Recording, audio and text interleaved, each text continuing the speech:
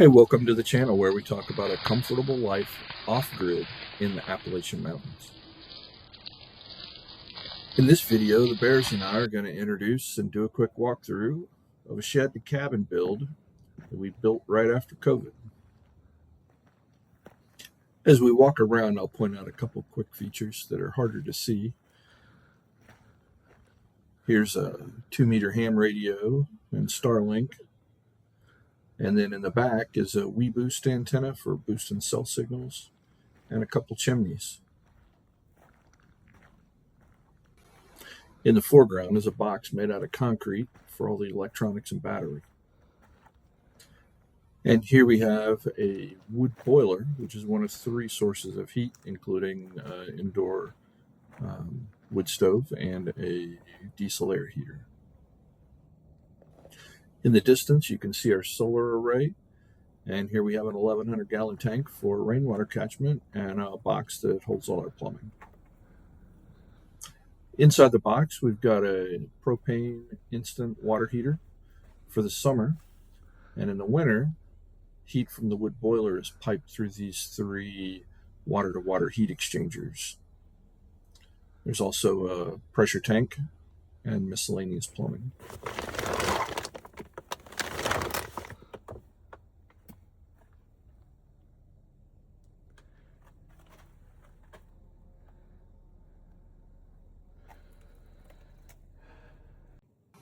Okay, before we go inside, let's take a quick look in the battery box. On the outside, you can see a couple of main switches. One disconnects all loads from the battery, and the other 2 disconnect all chargers from the battery. On the floor, you can see the batteries themselves. Each row is 600 amp hours, 12 volts, and there are 9 of them, which gives us a total of about 69 kilowatt hours. And altogether, they're about 900 pounds. In the back, you can see an Ames 4,000 watt inverter. It's the only product I could find that takes 12 volt in and puts 240 split phase out. As I'm trying not to get stung, hopefully you can catch a glimpse of the 4 Victron MPPT solar chargers in the back. Okay, we're inside, and as you can see, I've tried to make everything pretty upscale for a shed, but still rustic. We'll start in the office area, and you can see my little ham shack here. But all the walls in the cabin are tongue and groove, and the ceiling as well. And all the lighting is indirect with what I like to call micro recessed or strip lights. Okay, let's talk about electrical for a minute. The cabin is wired with AC outlets everywhere, but almost everything in the cabin runs on 12 volt DC.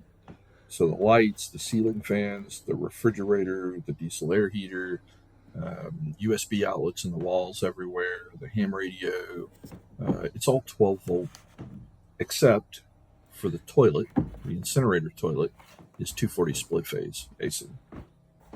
So to support that DC wiring, I have fuse boxes in the walls everywhere. Okay, here's another source of heat. My tiny wood stove. It's the 4K dwarf model, sitting on a slab of granite with copper air shields that I had water jet cut.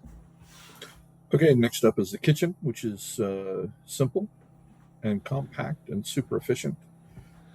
Pretty much everything is cooked on an induction cooktop or my rice cooker, although I'm thinking about adding a bread maker since I don't want an oven. You can see I've got a custom place cut for just about everything, and the deep sink and full-size fridge are mandatory for Appalachian off-grid living. Okay, next up is the loo behind a barn-style door, which saves a lot of space. We have a Cinderella incinerator toilet. It takes about 2,000 watts per flush. It uses 240 split phase. No, there's no smell, and we empty the ash pan about once a quarter. Okay, one of my favorite parts of the cabin is the shower, which took a lot of work. I wanted to give it a spa-like experience, but still rustic, which the copper ceiling, floor, and wall with the cedar surround give it.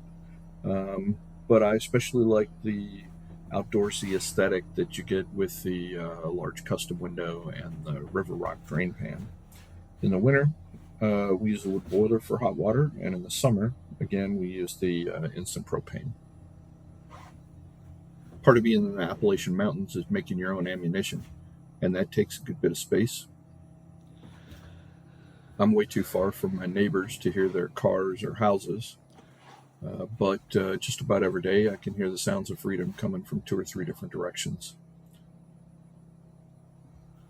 Here's a quick peek at the loft bed and another custom window up there.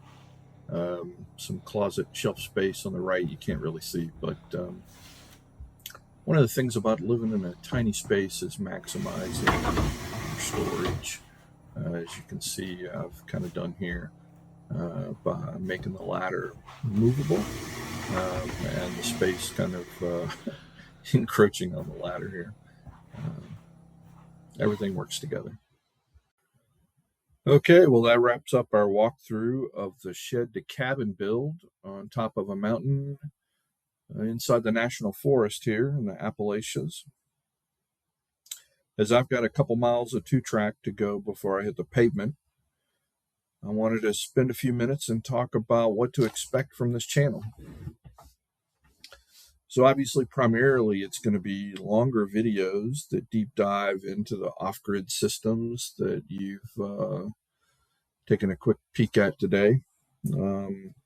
Things like electrical generation and storage with the solar and battery, water collection and filtering, the wood boiler, the wood stove, the diesel air heater, the incinerator toilet. Maybe we'll do some videos on the kitchen and cooking and food storage. And of course, the architecture and the layout of the cabin itself, maximizing efficiency in small spaces. But in addition to the off-grid stuff, there's a bunch of other topics that are interesting to me that I'll probably do videos on. God and guns are 2 of the top ones, of course. Maybe some ham radio, if there's interest in that. And one of my new favorite topics is signals intelligence and rural security. And one thing I can promise is going to be a big part of this channel is bears. Lots and lots of bears. Well, that's about all I have to say for now. Y'all come back now.